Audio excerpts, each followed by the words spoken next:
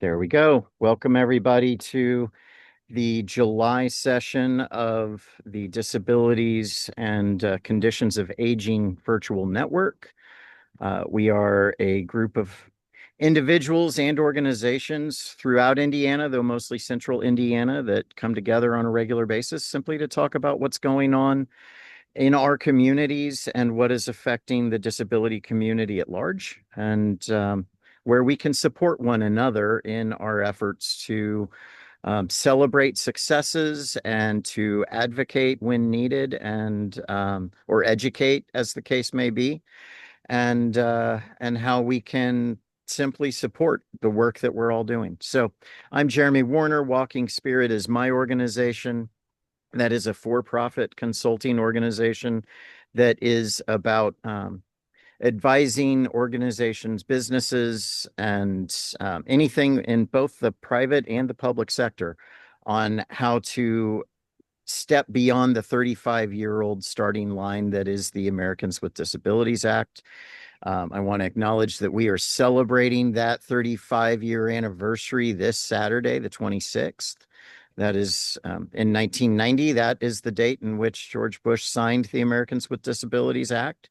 So there are, interestingly enough, related to the Medicaid cuts from the Big Beautiful Bill and in Indiana's Senate enacted Act 2, there are several actions throughout the state taking place on July 26th related to those Medicaid cuts and to bring attention to that. Whether or not those actions have recognized that that it is the anniversary of the ADA is an interesting thing, and I know that was talked about at a recent meeting with a different advocacy group, where they did not realize that they had picked the anniversary of the ADA for that, and it makes absolute sense because so many people with disabilities rely on Medicaid. So, that said, I am basically going to turn this over to you folks. Anybody who's new to this, it really is simply a casual meet and greet. Share what you need to share, and then we'll move on to the next person. Ask questions. This is meant to be a conversation. So that said, I am going to call on Chris Hollingsworth to introduce himself. Good morning. Morning. As you said, I'm Chris Hollingsworth. I am a retired business owner. I do different things with the National Federation of the Blind, and I serve as the chairman for the Mobility Advisory Committee with Indigo. And I think the thing that I've been working on the most this summer is the Indigo fare increases. They want to increase fares by 57%. Which when it comes to somebody with disability that uses paratransit, that means the cost goes from $350 per trip to $550 per trip within the ADA area. If you're outside the ADA area, it's twice that amount. So I've been working on trying to get public awareness out and get hopefully the board of directors that runs Indigo to maybe say, no, that's too much. So let's do it a different way. So that's kind of what I'm doing. I don't know why my watch is talking to me, but um, I don't know. I All don't know right. if I have anything else to add to that, Jeremy. No, that's fine. That's great. We actually talked about that a little bit at the last meeting. Does anybody have any questions for Chris?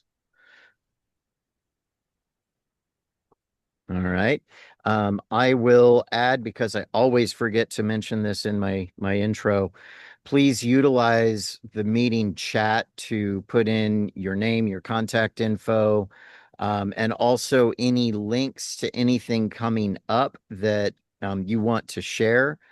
And along those lines, I do want to share that there is a special session of the Ask the ARC this evening at 6 p.m., their webinar series, that is to talk about the FSSA's proposed changes to the five different Medicaid waivers, their proposed amendments. So that would be a wonderful opportunity to hear about how um, these two pieces of legislation, national and state, or federal and state, and how they're going to impact those Medicaid waivers. So I will post the link to that as soon as I can dig it up and get it onto the chat. So I'm going to keep it in the Mobility Advisory Committee family and pass it on to Kendall.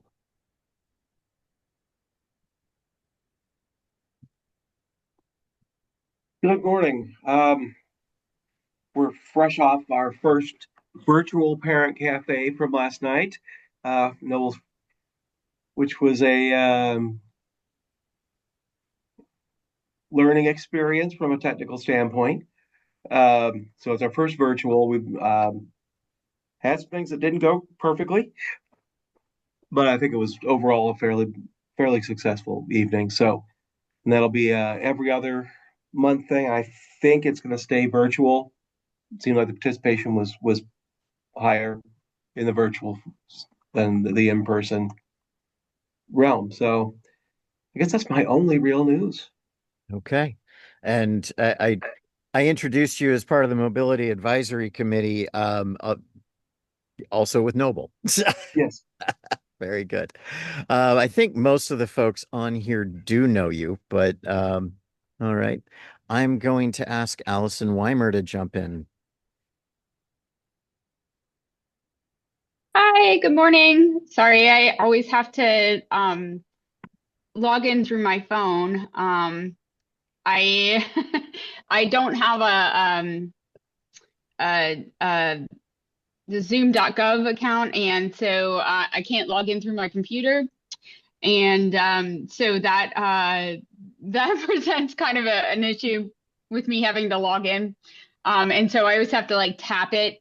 It gives me a little bit of a lag, so apologies. Um, but good morning, everybody. I am Allison Weimer. I am the systems change manager here, or jack of all trades, whatever you want to call me, here at the Governor's Council for People with Disabilities. And I just some updates. Uh, if you've been here before, the last time I was here, I was talking about some of the stuff that we're doing. I know we had some council members join us last time, and they were talking about some of the things that the council was working on. We have been going around and doing council and community, which is a training and an interactive session that allows for the public to share what they think is a good life for people with developmental disabilities in Indiana. And essentially what it is it's helping us understand what people want for people with developmental disabilities in Indiana in terms of what makes a good life. And it's going to help us plan for our state plan for our next state plan. So that is what we have been doing for the past couple months, and what we're going to be doing hopefully up until the end of September. That is our goal, is to we'd like to schedule a couple more council and communities. We just finished one in Greensburg this past week, and we hope to schedule a couple more. And then our fiscal year ends in September, at the end of September. So we'd like to schedule a couple more. So if anybody's interested or knows anybody, please. I'm going to put my contact info in the chat. So please go ahead and email me or shoot me an info, or I mean an email, sorry. And I will be sure to contact you with some info. Um, Aside from that, we just finished the Department of Health health fair, the huge 4-day health fair. Beth, I know we have not done any in Bloomington yet. So if you would like to have one in Bloomington, we would love to go there. So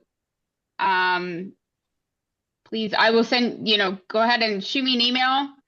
And again, I'm going to put my email in the chat, and I'll send you an intake form, or it's an email that gives you all the information that you can send back to me, because we would love to go there. But we were at the Department of Health health fair for 4 days this last week and over the weekend, which was something that we had not done in the past. And it was combined with what used to be the Indie Black Expo. So that was interesting. It was a new experience for me. It was really huge. One thing that was really and you Jeremy, you were talking about accessibility. Something that was really apparent to me, and something that I think would be a really good discussion to have in the future with a lot of people, is talking about what accessibility means to a lot of people, because I think people have a really good understanding of accessibility when it comes to people who need mobility accessibility type needs, but for those types of fairs. But when it comes to sensory needs, not so much. So for me, I had a really, I was not able to stay, and that was unfortunate, because I really wanted to be there, but the lights were difficult, and unfortunately lights tend to trigger my seizures. So I don't really have a choice. So there wasn't really like a room for anything where I had or for anybody to have a space where they could like have a break from that type of kind of sensory overload, or just all of that light or sound or whatever was going on. And so I think that's kind of a broader conversation. But anyways, that was just something that was that we discussed. But anyways, aside from that, that's something that we just did, and that was new to us. And then the next thing that we are that we just finished was the fight for Medicaid, but that is not over. Just because they passed the big beautiful bill doesn't mean that the fight is over. NACDD is having, and it starts today at 9 p.m. and it's in DC. Obviously, I know you guys can't go to DC, but if anybody wants to fly to DC today at 9 p.m., they're going to have a 60-hour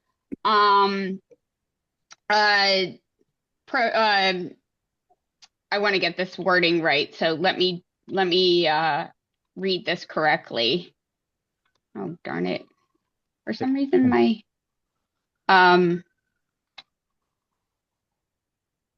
my Uh, my mouse just decided to not work on any of my computers. Hold on That's one second. I'm sorry. okay. Take your time. Um, it's like not allowing me to look at any of my stuff. Hold on one second. That's very weird. Um,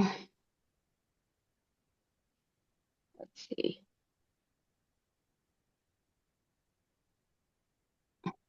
Very embarrassing. I'm sorry. No, don't worry about it. It's important. Um, Um, it is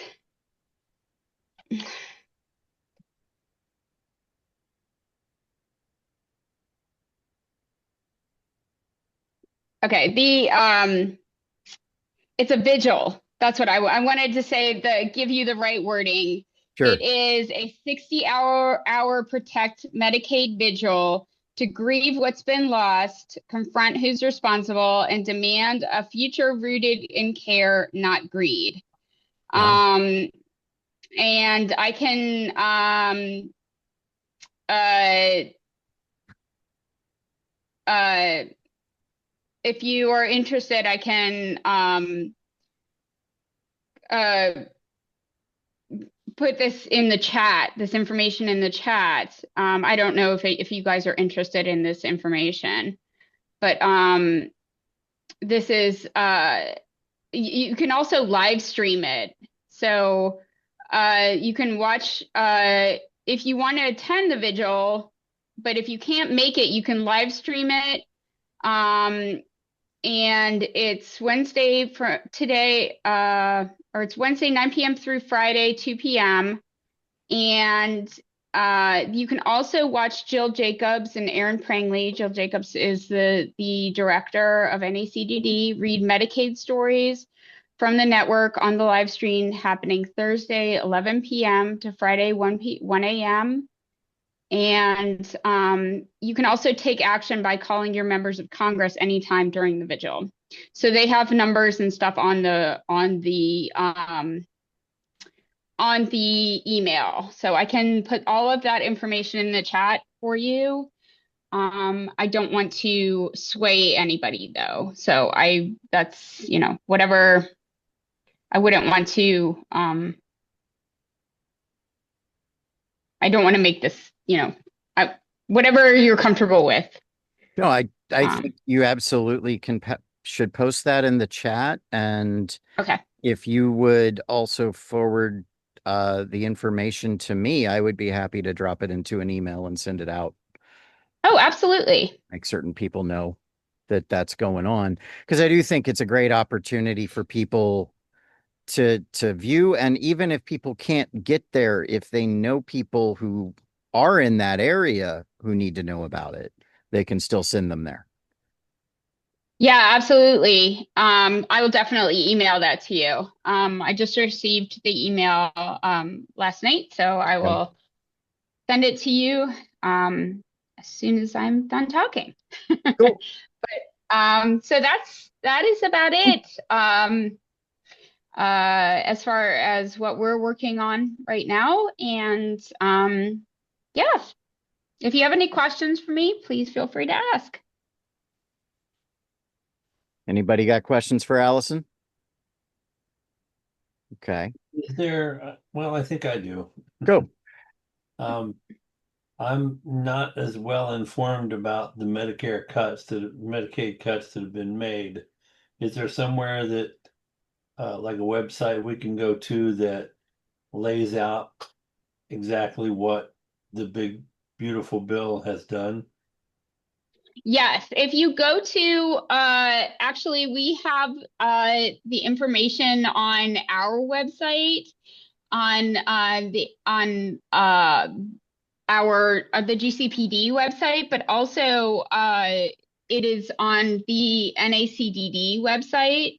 So if you go to nacdd.gov, that is has all of the Medicaid information, what has been cut, what what specifically what is at risk.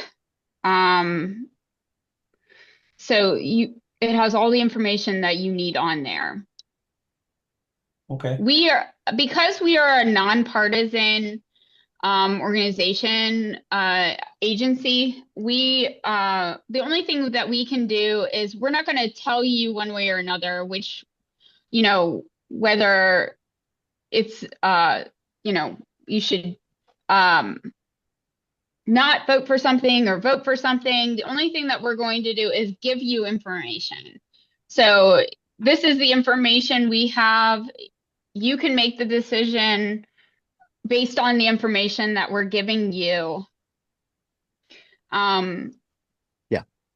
how you would like to, whether you would like to choose to act based Right. on that information. Yeah, the governor's council can educate. They cannot tell you how to perceive that information or what to do with it. Exactly. So I will say though, Chris, the other thing to be aware of with the big beautiful bill is that the in Indiana, so the big beautiful bill, the way that it approached the Medicaid cuts and whatnot, all of that is coming later. Um, Next year, 2027, it's delayed. In Indiana, there was the Senate enacted Act 2 that passed in Indiana before the big beautiful bill, and aspects of it relied upon the big beautiful bill getting passed. Those aspects are moving forward now that it is passed. And so that includes cuts to Medicaid here in the state, because of the way that the federal bill passed with the cap on the Medicaid provider tax, which is used to fund the Healthy Indiana plan. That cap at a federal level was placed lower than what Indiana's funding requires. And so the Healthy Indiana plan, which is the Medicaid expansion in Indiana, is going away. Oh, okay. So right now there are, I want to say, don't quote me on the number, but around 200,000 Hoosiers who currently stand to lose their Medicaid health insurance right now. So yeah, it's all very convoluted. And if I we will have some more information on that. If I get some, I would be happy to send it your way. Okay, great. So, yeah. I believe Jamie made a comment in the chat related to this. And so I'm just going to call on Jamie if nobody has any other questions for Allison. Okay. Jamie, you're up.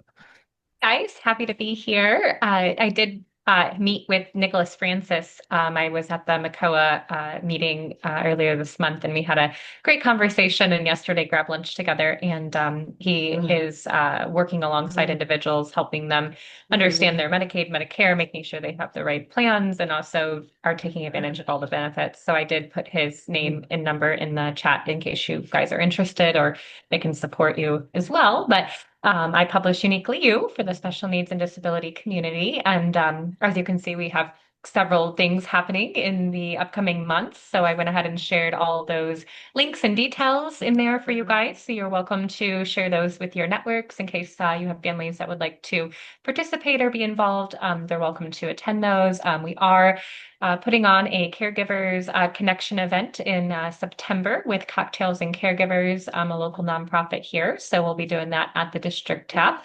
No cost to come, but food and beverages and things like that are on your own if you choose to purchase when there, but that's not necessary if you don't want to. So you can come and network. We plan on having open discussion questions and a great opportunity for connection that evening as well. So those are just kind of some updates. I'll leave the stuff in the chat. And then if you guys have any questions, feel free to reach out. I'm happy to help bring awareness and help those that want to share their advocacy journey or highlight milestones or have insight on unique book reviews, things of that nature. So we're always looking to expand and bring on additional people to our team that want to help be advocates and bring awareness to things that we need to make people in the know about. Because the more we know, the more we can implement and benefit from those resources and supports and live a more impactful life, which is beautiful. Questions for Jamie? Okay, thank you. All right, Beth, I'm going to call on you. Um,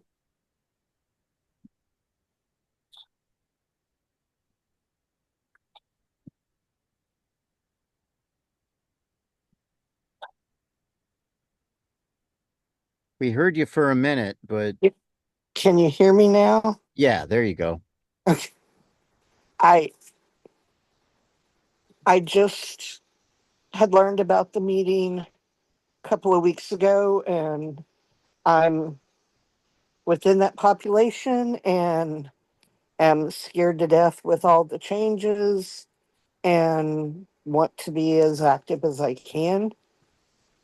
I know there's a large population here in Bloomington um, of individuals with disabilities.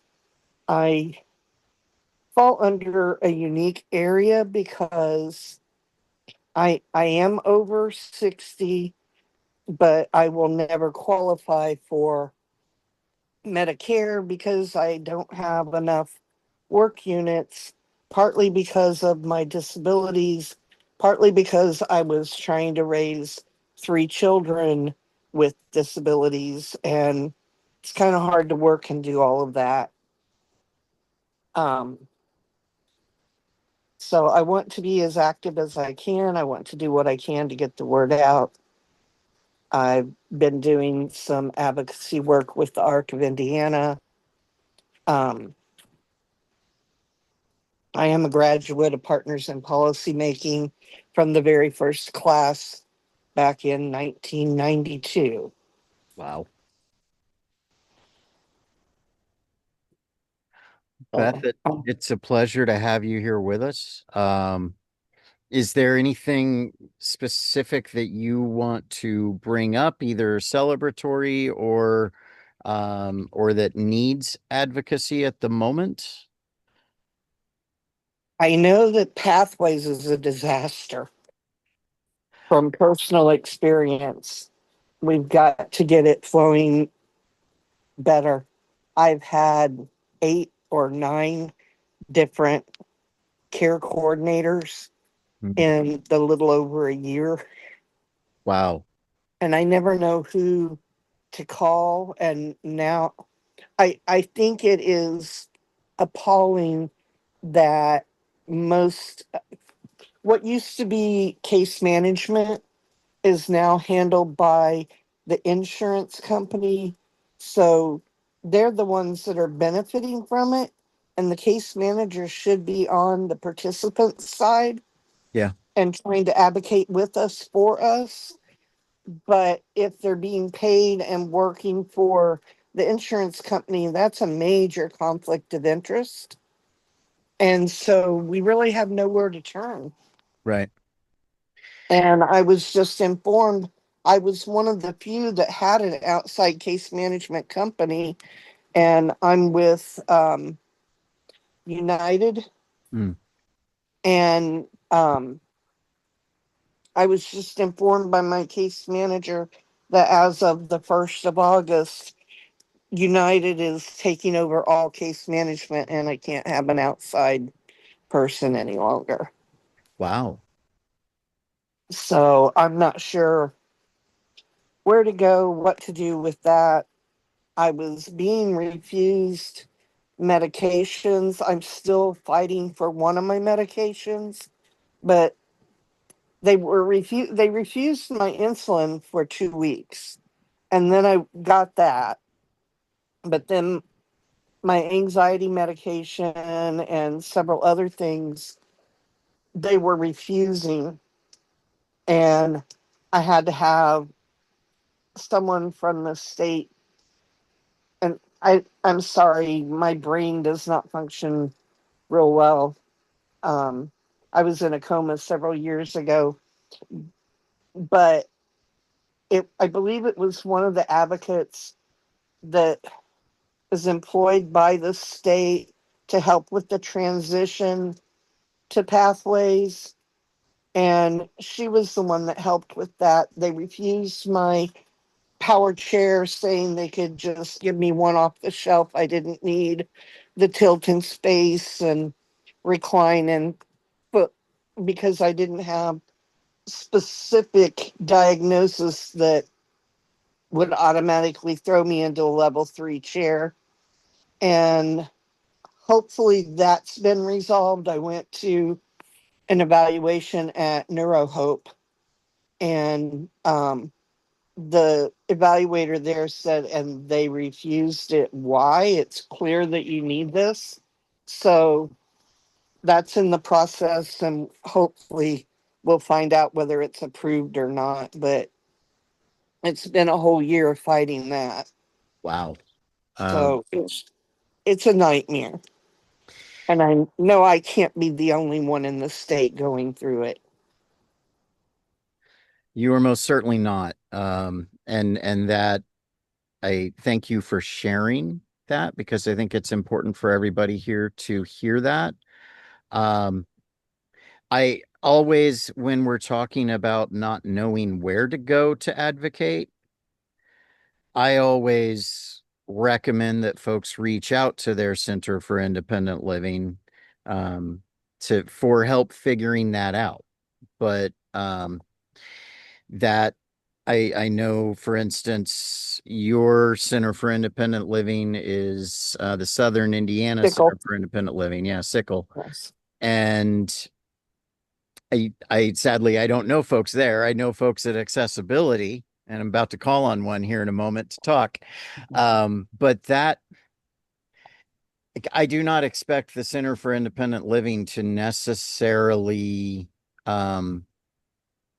be able to say, all right, let's jump on the phone right now and give this person a call. But from an information and referral standpoint, and from an advocacy um, standpoint, they should be a resource that can help you figure out where to go to raise the red flags. Um, and and I know that it's real easy to say that on the outside, and it's very different when you make that call and what response you get. But I I know that we as a community need to be better about knowing where to go and how to raise those red flags, which I am just going to briefly mention the unconference, which I know there are a couple of people on this that are attending. And I believe because that is going to be open to the audience, helping that shape that conversation, this is probably a part of that conversation that needs to come up. Um, we have, by the way, closed the application window on that, and we're 4 weeks out. So at this point, I am very heavily involved in figuring out a rooming list and talking to everybody about, as Allison brought up earlier, what accessibility means to them, and trying to get the hotel to understand that it's not just whether or not they have the right measurement from the wall to the toilet or the wall to the bed, but that they have the room arranged in a way where the person in the wheelchair doesn't have to rearrange the room to use the desk. So there's a lot going into that. Beth, anything else you want to add? Yeah, I was going to say I did an internship with Sickle when I went through my MSW program, and had a lot of contacts there, but they're pretty much all gone now. It's pretty much new people. And I have sat down person to person with Shelley Yoder twice. And she has been a big help in this. She Sure. helped get me connected with some things, and that kind of thing.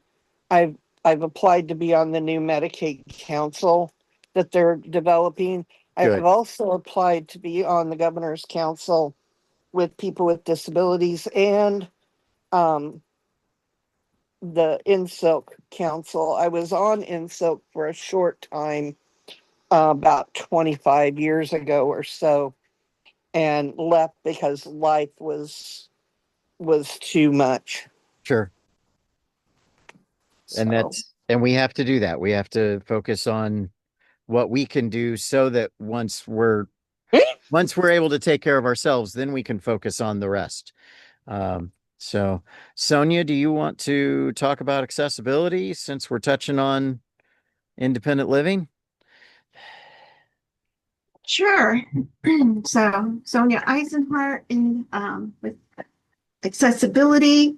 I am an independent living advocate with them. Um, and Beth, I might be able to connect you with somebody at Silks and see if we can figure something out. I'll put my information in the chat in a minute. So accessibility is we're kind of quiet at the moment, just focusing on our consumers and everything that's going on with them. You know, they're the front line that's getting um, the first that is experiencing the changes that are happening. Um, we're gearing up for our breakfast benefit in November, and we're looking to fill our tables. That would be November the 7th at 7:30 to 9, and it's at Embassy Suites in Noblesville. So if anybody would like to go and set up my table, just let me know and I'll make that happen. And we're just focusing on our consumers is what we're doing because we have a big influx of them, and you know just kind of circling the wagons per se, and going, okay, this is what we're doing. We're taking care of our consumers. That's what is important, and that's all I've got. Okay. Sonia, I'm curious, do you have a sense, because accessibility serves 8 different counties? Do you have a sense, since you said you guys are getting an influx, of what counties those are coming from? Let's see.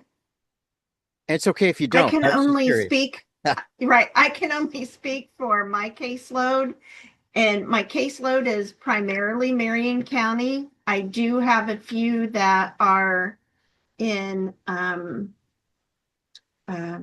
wow, Johnson County, um, a couple in Hamilton, um, and I think maybe one in Hendricks. Okay. But yeah, so my majority for my caseload is Marion County right now. Okay. I was just curious. And there are, I don't know if everybody on the call knows or not, there are either 23 or 28 counties throughout the state that don't have the benefit of a Center for Independent Living. Um, do you know, Sonia, if you guys get a call from one of those counties, are you able to do information and referral or include them in virtual Absolutely. peer support? Absolutely. We can assist those. And so depending on what counties, so obviously the ones that are not covered that are closest to our grouping, Right. we'll definitely take those. But if they're in the northern half, obviously that would be the league that we would refer them to. Um, after, of course, we help them with the initial information and referral. Right. So, And to give yeah. some folks a kind of general understanding, like basically accessibility, the counties that are to the north and west of accessibility of their area, also, like, some of those border the Will Center, some of those border Future Choices, and then yeah, there's a bunch that are near either the League or Everybody Counts that aren't covered. And then And there are several in the southern part of the state. One, two, three, four, like nine, I think, maybe eight counties in the southern part of the state that don't have any coverage, but there are 3 centers for independent living that border one of them at least. So Right. yeah. Um, the um, so and if let me get that information. I did pull that up and I'll put that in the chat of the centers and everything. Or you can find that information.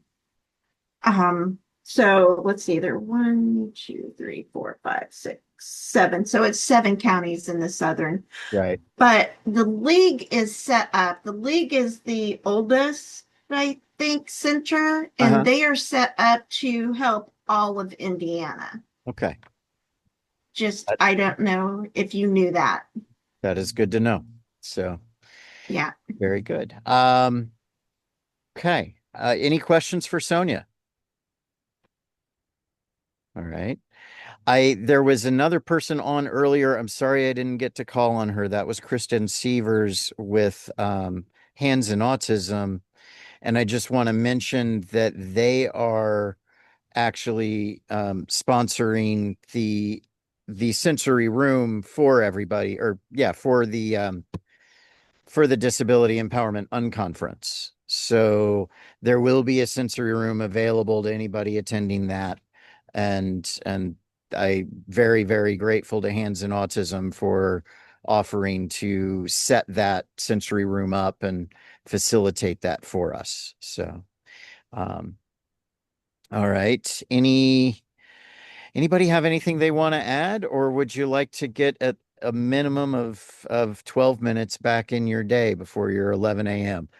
Jamie's nodding her head. So, yeah.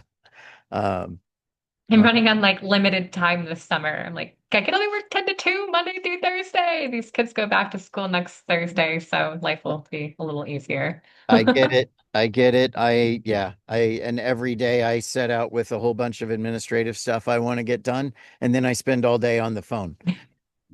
The administrative stuff winds Yeah. up waiting till the next day. So, um, that can't keep happening. All right. You're all wonderful. Thank you so much for being here. As always, it means a great deal to me to have you join us. And please invite other people to join us. They don't need to get an invite from me. You are more than welcome to send them out to anybody anytime you have a conversation with someone.